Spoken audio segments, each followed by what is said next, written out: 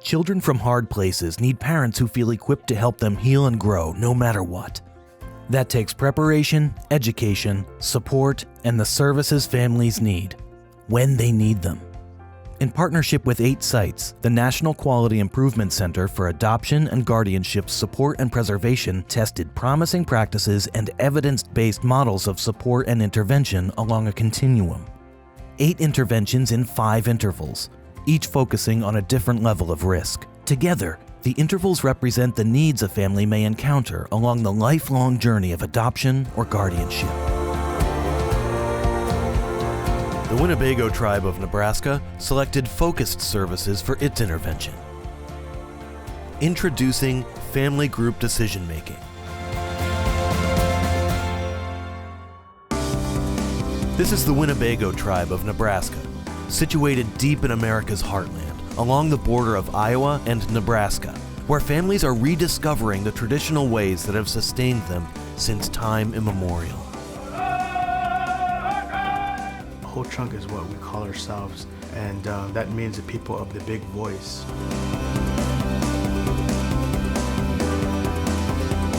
The Winnebago tribe of Nebraska is a sovereign nation, which means the tribe has the authority and responsibility to protect the health, safety, and welfare of tribal citizens, and to decide what is best for its children.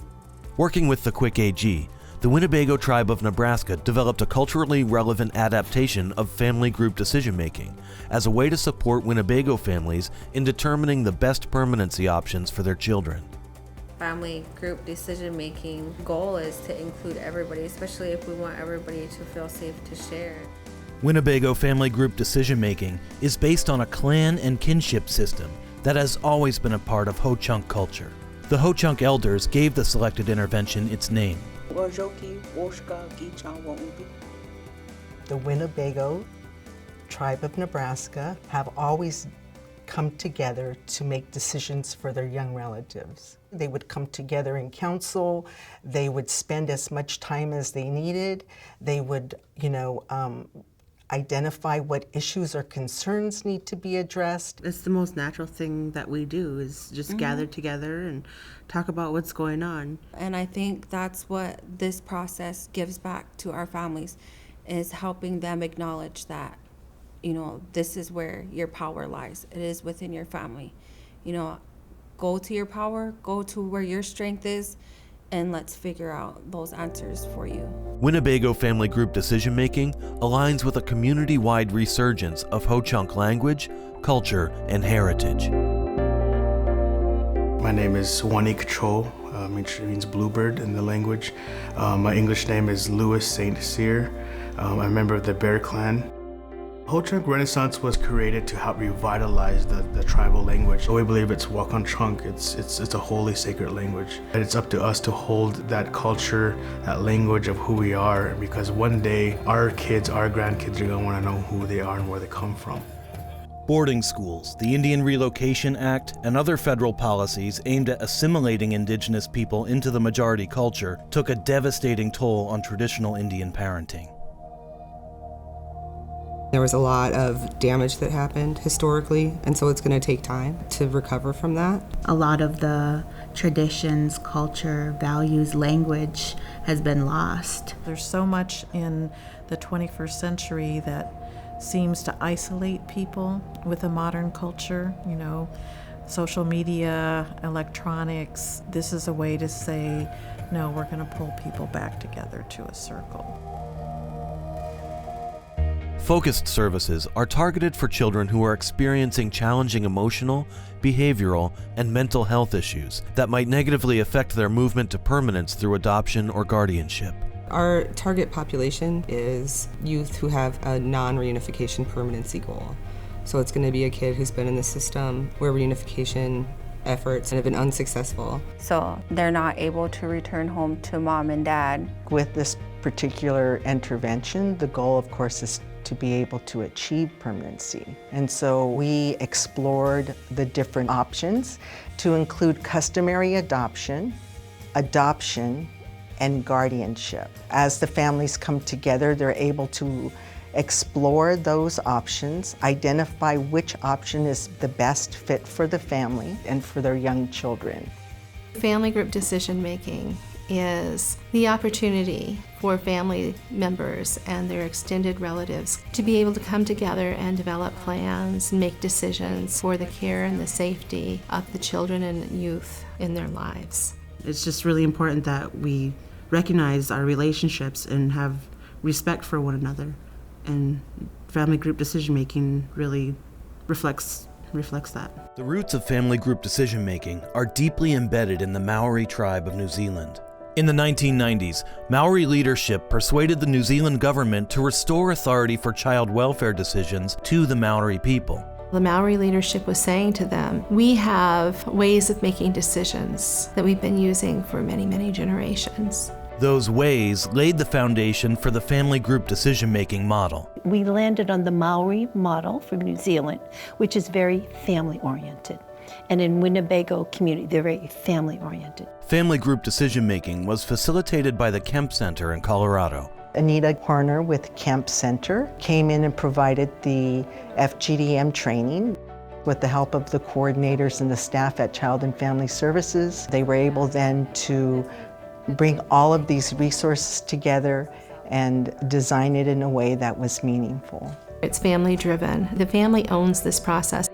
Family group decision-making has 6 core elements: a neutral coordinator, the family as key decision maker, private family time during the conference, a preference for the family's plan whenever possible, follow-up, and agency support.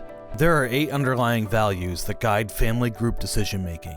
These values honor the importance of kinship connections and the wisdom of families, while also recognizing that there is often a power imbalance in child welfare decisions. Family group decision-making, by design, seeks to correct that imbalance. The Winnebago tribe enhanced these core values by adding respect for the wisdom of elders and the importance of community. How much power do you think they feel like they have? How do we decrease that power differential? What do we do? Well, since knowledge is power, it's about providing knowledge. With the 6 core elements and 8 values in mind, the Winnebago site team adapted family group decision-making to meet the needs of the tribe.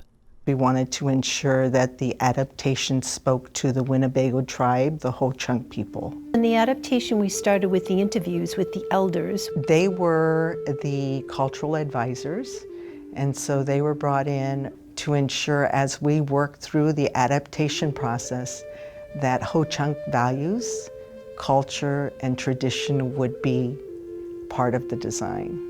There's a lot of the spirituality that goes with it, not only language, customs and traditions. What we've done is we've just taken that cultural knowledge and applied it so that it's relevant to family group decision making. Our people, we have a clan system, and each clan has a responsibility. Within our culture, we also have what's called a kinship system. Our kinship system is very unique. One example that I'll share is my father, the term for that is Jaji, and his brothers are also my Jajis. They're also my fathers. My mom, she has a lot of sisters, and so I would call her sister's mom. In case something happened to my birth mother, there's someone out there for me to go to for help. There's people that step up for you. Termination of parental rights is so rare in Ho-Chunk culture that there's no word or phrase to describe it. Native people or Ho-Chunk people, we don't believe that anyone has the right to terminate those relationships. There's no word for adoption. We don't have a word for orphan in our language. We have no word for goodbye.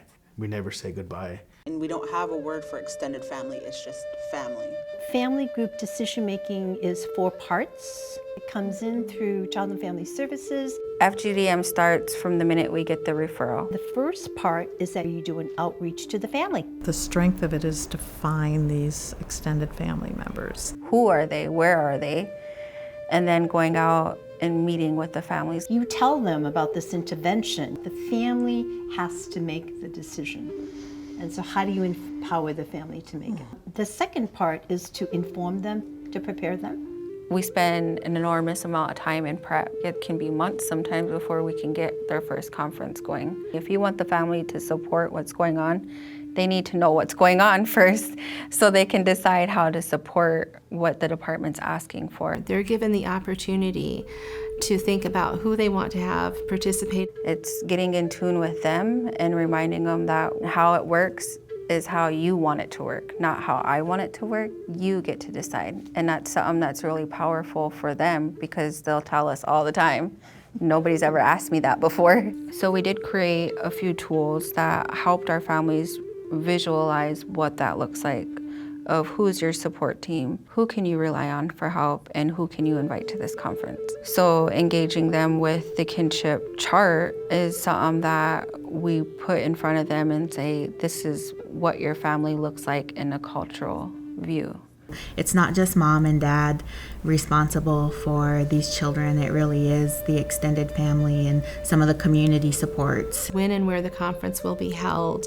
Timing and location definitely play a part of it. What kind of food they want to have. Discussions can sometimes get heated, but when you start offering food and somebody offers a prayer, the whole mood changes. And how they might want to weave their culture throughout the process. To have it reflect who they are, how they identify. The third part is to have that conference. It's important to recognize that in order for families to make well-informed decisions, that they need full information. That's what family group conferencing does, is it gives them every piece of information that they could possibly need to make a decision, especially when regarding permanency. Hello? Hello. Hi. Hello. A key component of the family group decision-making training was this recreation of a family group conference, from beginning to end. I am Demetria.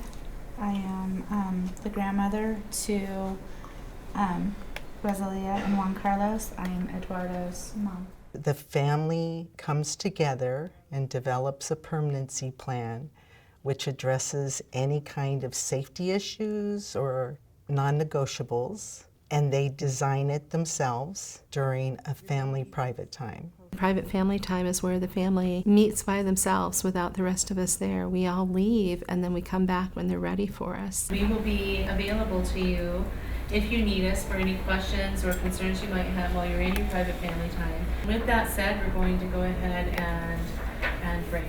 There's a lot that goes into making sure that private family time has a good chance at success.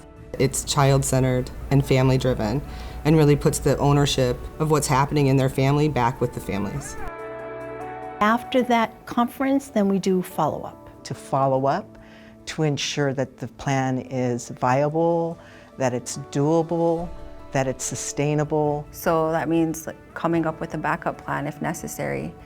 So our kids aren't lingering in the system if your family plan doesn't work. It's a tribal model, family group decision making is, so it fits right in. That's the piece of it that we really like. One outcome for sure is to see our kids with family, being at home, not being in residential care, not being sent away, but being a part of the community. With our study families, every conference was about permanency. Every single conference. And regardless of what our role was, we were all here for the child. A project like this is great because we are building evidence, and I think that we cannot stop doing that, and we can't limit ourselves to just what's out there. I'm not quite sure of how to put it in words just yet, but aligning culturally appropriate services with family engagement, with child and family services, changed everything. We're dealing with people at a low point in their life, and I think being able to have open communication with the rest of their family and be able to feel that love and support that's there from their family can be life-changing. It's Ho-Chunk, it's ours, and it's gonna be for us, and we made it. It takes the whole community to be able to support this intervention. It's not gonna take just one person. It's not gonna take 2 elders, 3 elders. It's gonna take a tribe. There's a song that our people have. Wogi chote wire aire no. Wogi chote wire. And it says to love and respect each other.